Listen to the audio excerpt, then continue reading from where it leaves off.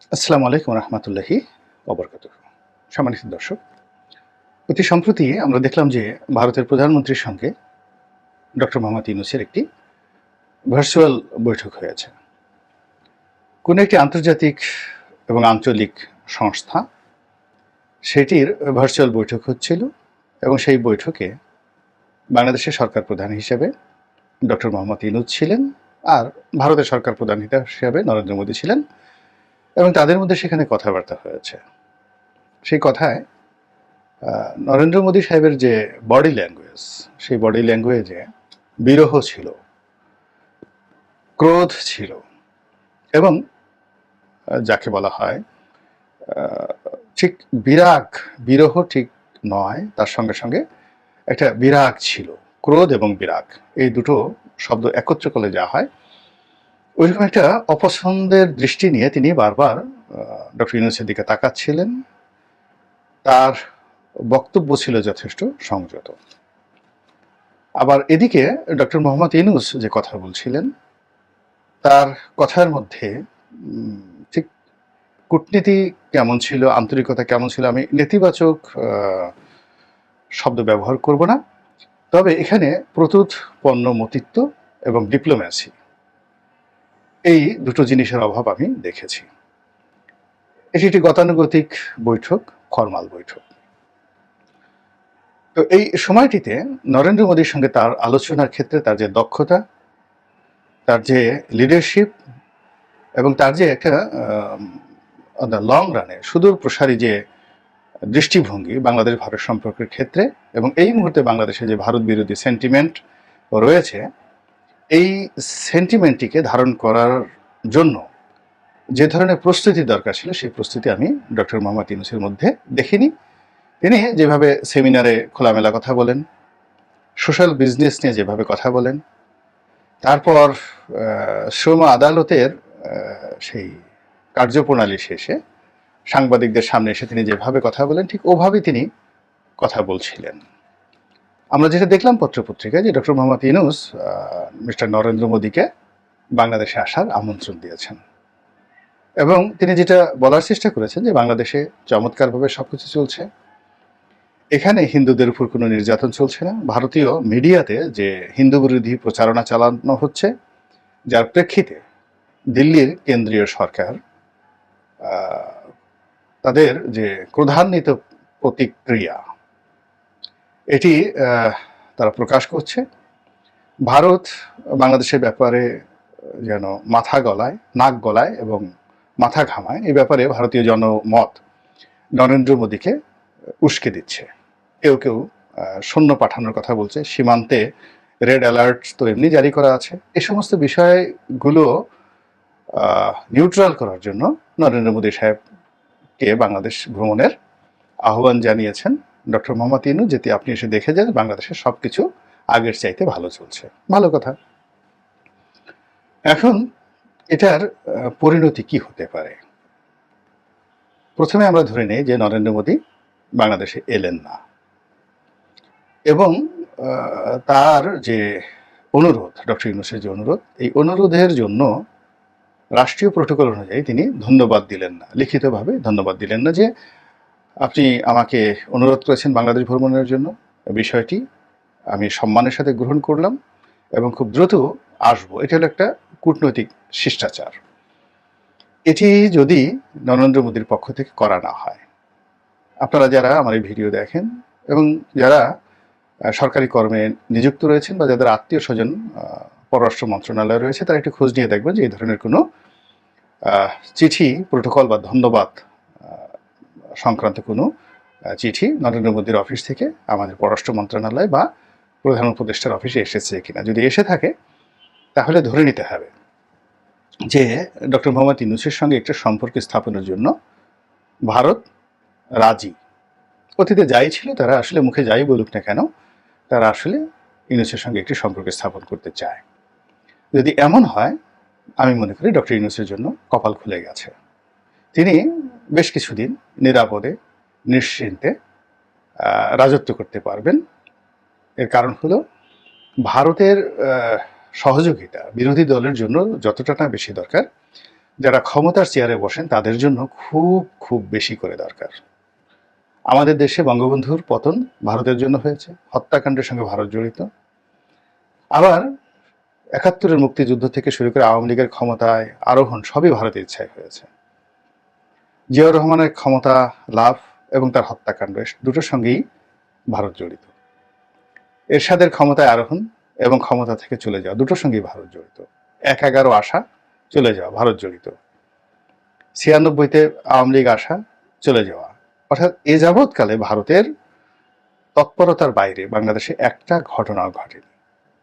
অথবা বাংলাদেশে অনেকগুলো ঘটনা ঘটেছে, কিন্তু সেই ঘটনার উপরে ভারত গদি বসিয়ে দিয়েছে। মানে যারাই ক্ষমতায় বসেছে তাদের প্রথম কাজ হয়েছে ভারতের সঙ্গে একটা নেগোসিয়েশন করা, ব্যবসার জন্য, বাণিজ্যের জন্য, সামরিক দৃষ্টিকোণ থেকে, আঞ্চলিক যে প্রেশার, আরো অনেক কিছু দিল্লি থেকে নিয়ন্ত্রিত হয়। এ বাস্তবতা অস্বীকার করা যাবে না।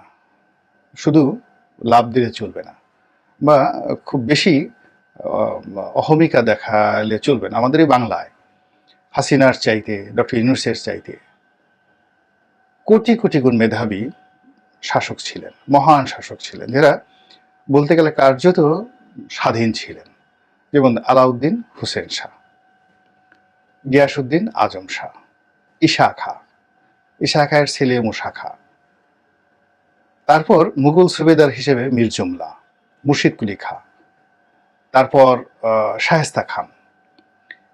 এরপর তারও আগে প্রাচীন বাংলায় শশাঙ্ক, মহিপাল, দেবপাল, গোপাল, ধর্মপাল, এরপরে সেন বংশের মধ্যে সেই হেমন্ত সেন, এরপর যাকে বলা হয় লক্ষণ সেন, বল্লান সেন, মানে ওনারা সবাই বিশ্বমানের রাজনীতিবিদ ছিলেন। এই বাংলায় তারা রাজত্ব করেছেন এবং এদের কেউ কেউ দিল্লি পর্যন্ত তাদের কর্তৃত্ব বহাল রেখেছেন। কিন্তু তারা এত কিছুর পরও দিল্লির কর্তৃত্ব অস্বীকার করতে পারেননি এবং দিল্লির কর্তৃত্ব তাদের মানতে হয়েছিল।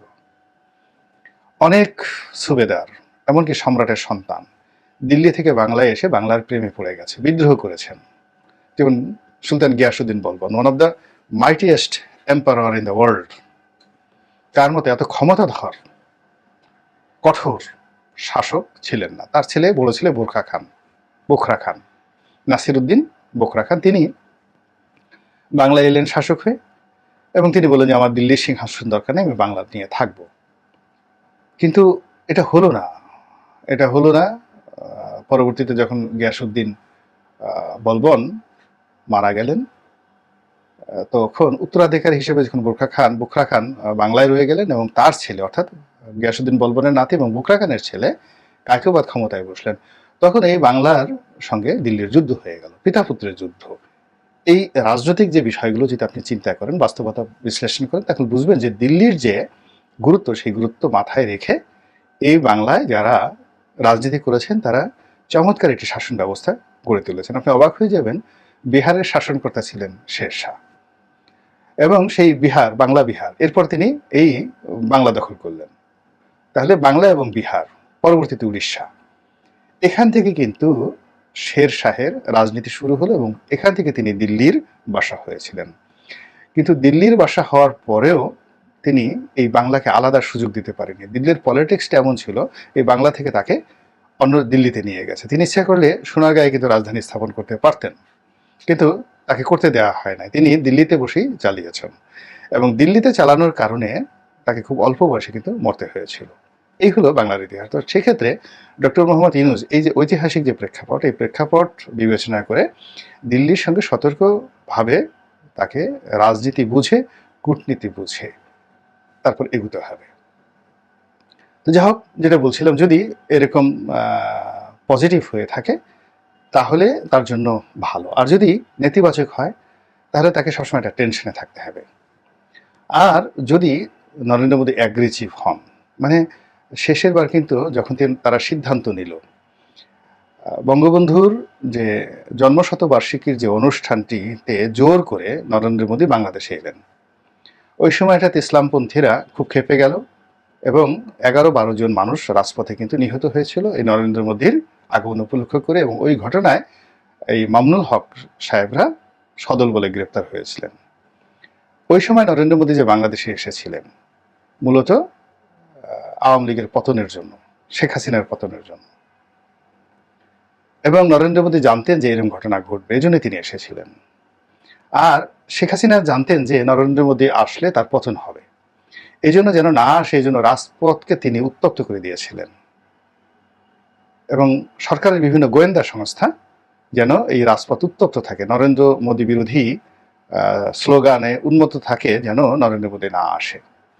কিন্তু নরেন্দ্র মোদী আসছে, এবং আসার পর যে ক্যাজুয়ালিটি হয়েছে এটি সরকারের নিয়ন্ত্রণে ছিল না। সরি, এটি সরকারের নিয়ন্ত্রণে ছিল না। এর ফলে যে হতাহত হয় এবং রাজনৈতিক যে শূন্যতা দেখা দেয় এবং দিল্লির সঙ্গে যে সম্পর্ক খারাপ হয়, তার পরিণতিতে এই আগস্ট মাসের 5 তারিখে এসে শেখ হাসিনার জীবনে মহা সর্বনাশ হয়ে গেল।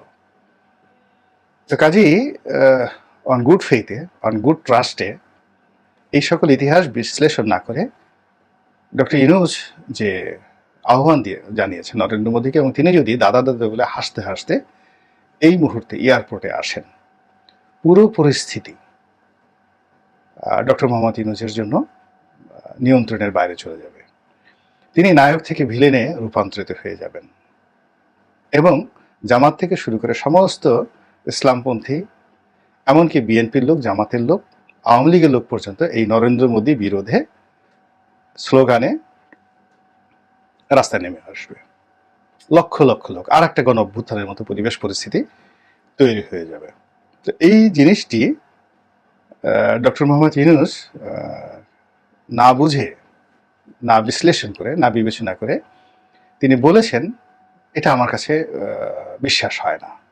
কিন্তু যদি নরেন্দ্র মোদী এই সুযোগটা নিয়ে নেয় এবং সে যদি বাংলাদেশে এই মুহূর্তে আসে, এর কারণ হলো যে প্রবল ভারত বিরোধিতা চলছে, এবং তিনি যদি এসে হিন্দুদের সঙ্গে বৈঠক করেন, ঢাকেশ্বরী মন্দিরে যান, তারপরে তিনি যদি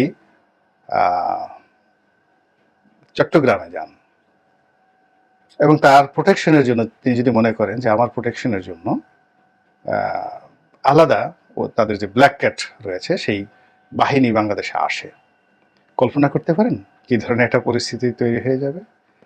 তো কাজেই এই বিষয়গুলো বলা মূলত ডক্টর মোহাম্মদ ইউনূসকে সচেতন করা।